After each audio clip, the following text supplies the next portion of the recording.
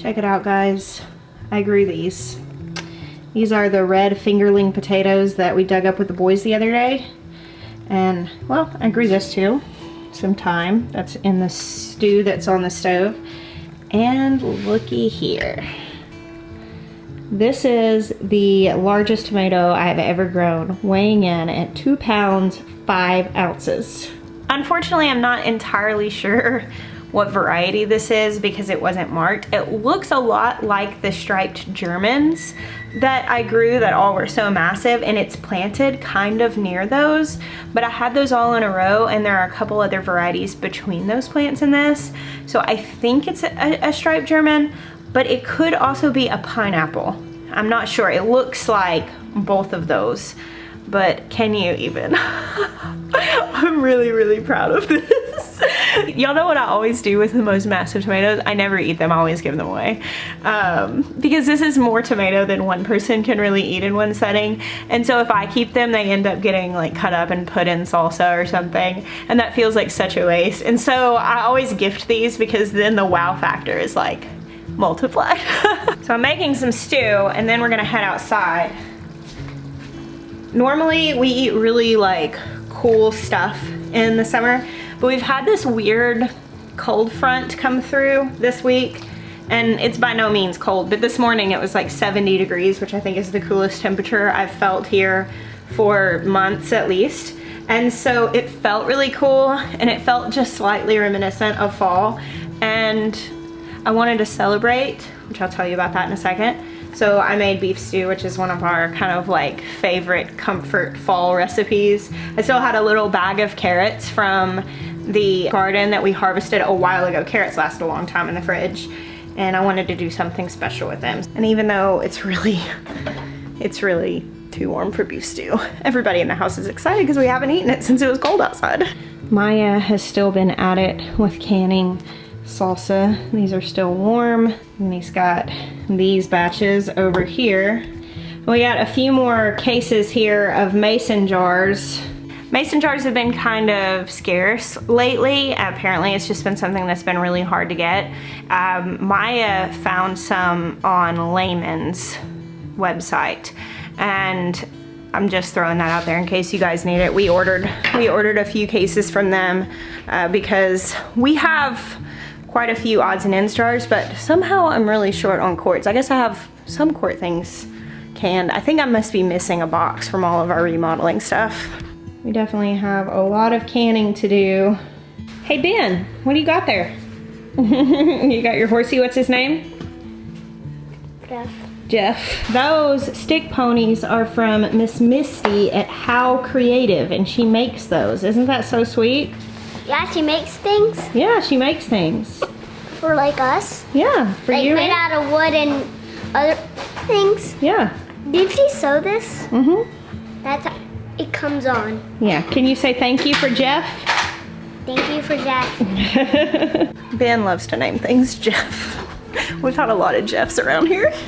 I came home today for my hunt for canning jars, and Maya had taken all the rails off our steps because he's getting ready to rebuild them.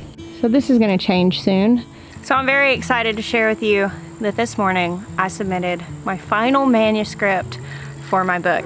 It's in, and now we go through the process of all the editing and approval and all of that, which is still a lot of work. But what a relief. I'm so glad to have it done. You'll notice my hair is still a little wet. That's because I just washed it for the first time, and I don't even want to know how long. I have been holed up in my room finishing this thing for days. I am so glad to be done. I'm so glad. Ready to go check out I renamed this Cyrus. Oh, Cyrus? Okay, cool. Our old horse. Like our old horse? That's a good name. No coffee for me today. It's kombucha. You gonna set Cyrus, Jeff down? Wait, you know, it's Cyrus. Just Cyrus? Are you wanting that kombucha?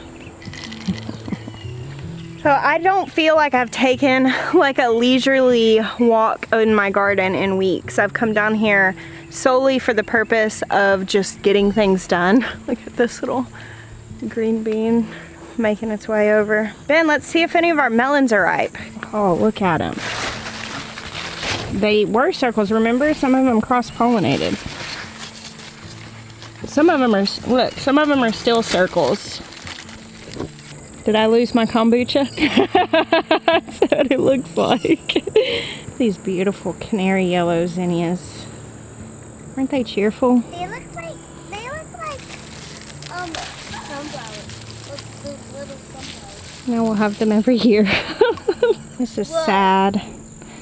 This table's delight, Melon. Banana trees just growing bananas. You think the banana trees might grow bananas? Like they gotta get really big to grow bananas, right? Yeah, I don't think we're gonna have enough time for them to make bananas. They sure are pretty though, huh? So this got some damage on it. I'm not sure what did that. I don't know, we might still be able to eat part of it. It just depends. May cut it open and see what the inside looks like. Sure smells good. Got the next wave of things coming up here. Look at that. Oh, look how sad, guys.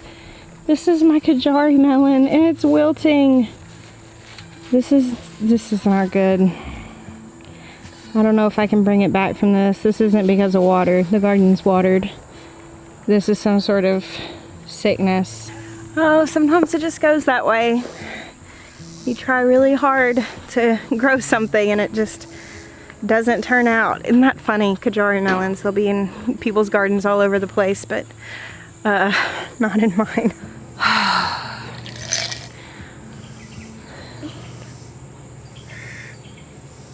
love you. So two of our little Nigerian dwarf baby boys got moved over. We'll go see them in a second. If you hear a baby goat crying, that's what it is. They're not babies anymore, they're weaned, and male goats, they become mature enough to breed when they're like 4 months old, 4 or 5 months old, depending on the goat. And their interests have changed from mama's milk to mama, unfortunately, so we had to get them out of there. Even still, they're crying because getting moved, you know, away from the herd that they know well is hard for them, but it's inevitable. They have to be. You can't leave the males in with the females or else you'll have babies when you don't want them, or inbreeding and all that stuff. I just saw 2 hummingbirds zoom by. Maybe they'll come back and we'll get to see them. So it's officially August in the garden. Today is August the 3rd, and my tomato plants look better than they ever have in August. Still have lots of tomatoes producing, and though I am starting to see a little bit of sickness here and there, it's really not awful. There are some that I need to come down and start tearing out so that they won't spread it, but like this one, I was trying to give it some more time because it had so much fruit on it, if you look at that. But these are all getting ready to pick. I could probably harvest these tomorrow and get this plant out of here. Yucky, did you find a yucky tomato for the chickens? Nice throw. I can only go. Let's go in there and see the chickens. Hey, Ross Poldark. Hello, sir. Did you find a little sweet chicken? It's on Cyrus. You gonna put that on Cyrus? Okay. We could be seeing eggs out of these spring chicks any day. I'm most excited for these ladies to start laying. These are my Marans. When I went up to Murray McMurray Hatchery back in, it was the very, very beginning of March, right before all the COVID stuff happened. It feels like an eternity ago. But I actually got to see their breeding stock for the Marans, and their eggs are really, really, really dark chocolate. I was completely shocked. They bred these white Marans out of like a recessive gene, and I'd never even seen them before. I didn't know that they would lay that dark. I was so thrilled. I was so excited, because when I went up there and visited in March, we had already placed our chick order. So I knew that I was getting some of those, and since they came, I've been super pumped to watch them grow up, and I'm anxiously waiting for them to start laying. Y'all better not come after my toes. No, no. So in colored egg-laying genetics, if you have a very dark egg-laying chicken, that's actually like a coating that they spray on the shell. Essentially, that's very much paraphrase. But if you have like a blue egg layer, like a crusted cream leg bar or an Americana, it's not a coating, it's actually the color of the shell. Like if you crack a blue egg and you open it, the inside of the shell is also blue. It's where if you crack like a chocolate brown egg from a Marans and you open it, the inside is just like a normal lighter brown egg. And so if you cross a Marans rooster with a dark egg laying gene over any hen that lays a blue egg, you get a darker green egg because it's going to have that gene that sprays dark brown over an actually blue egg. And essentially what I wanted to do was have a Marans rooster so I could put him in with some blue egg layers as well as the dark chocolate egg layers, and then you can save all of those eggs and hatch them and know that you're going to be getting more dark chocolate egg layers or olive eggers, green egg layers. I used to have a really cool chicken flock that I spent a lot of time working on genetics because I liked colorful eggs and it was really fun, but we kind of got out of it, and this was our foray back into it. So that's why we have so many chickens right now, is because I'm going to try to get something of a breeding flock back together to get back into a really cool, colorful rainbow egg program. You little heifer, don't peck my toes. You pecked me. It pecked you too? I really, really like this hen right here. She's a splash Cochin. Look at her fluffy pants. She's voluptuous. You want to give her some loving? Don't kiss them, remember? Why? Because we just don't need to kiss birds with our mouth. We have a hen right now in the broody apartment, and it looks like she's not sitting on her eggs. Hey Ben, don't chase them in their house, okay? Let them have a safe place. And it looks like I have another broody hen over here. Hey. She's back on them. She's sitting on them again? Yeah, she thought you had food. Oh, there's one right in there. You are not hijacking the main box. Do you see any that might be new layers? Do we have any like little eggs coming? No, these are all the productions. Which honestly, they've gotten so healthy. I can't tell the difference between them and the original reds we had. Yeah. No, they all look really good. I don't believe any of the new layers are actually laying yet. Yeah, I don't think so either. They're not squatting or anything like that. They're not acting like it. Should be pretty soon. Fence comes down tomorrow, and then oh really? They'll be out. That's cool. Because we've almost got, all we gotta do is put the gates up there, and that new second pig yard's completely finished. And we're actually just gonna move the breeding goats to there for the roughage, and then let that other one rest. So just put nothing on it for a while. Maybe sow some of that clover back there. Yeah, that'd be good. Oh, look at these little guys. Oh, that random chicken. God, it's always out of the fence. There are those goats you hear crying. They're little and cute, but don't believe them. They're not innocent. They're so cute.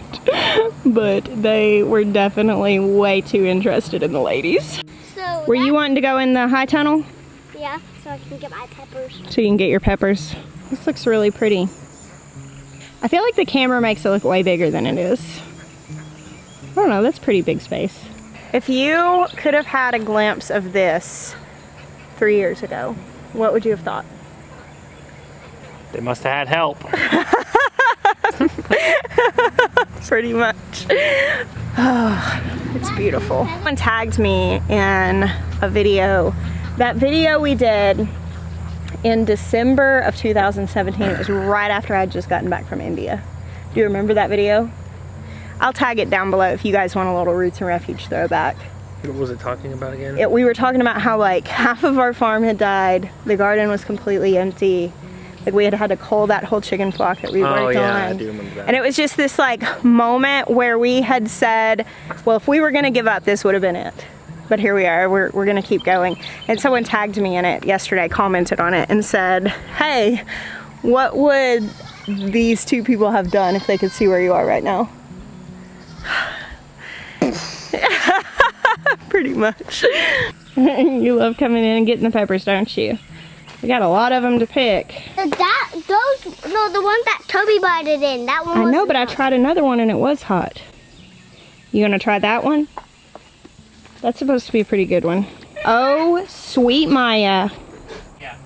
This is some intense hornworm damage. What are they called hornworms?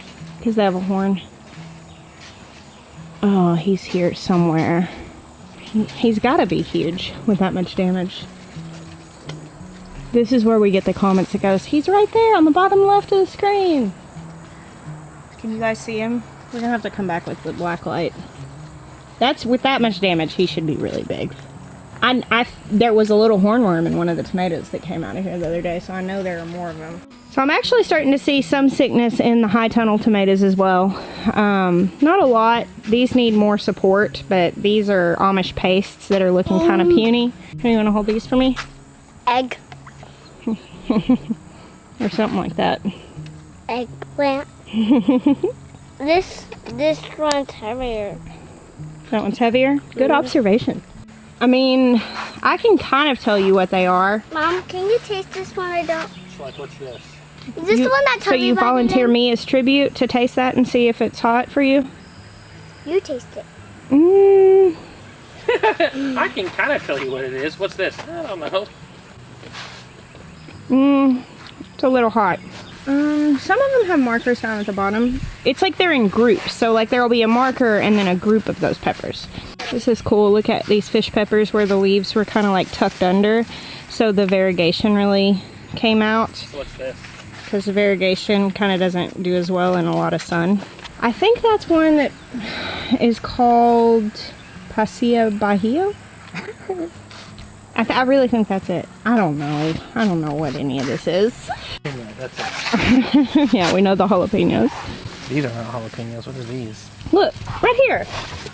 Yeah, that's not this, is it? Well, it's not purple yet, but it will be. Okay. Or purpley brown.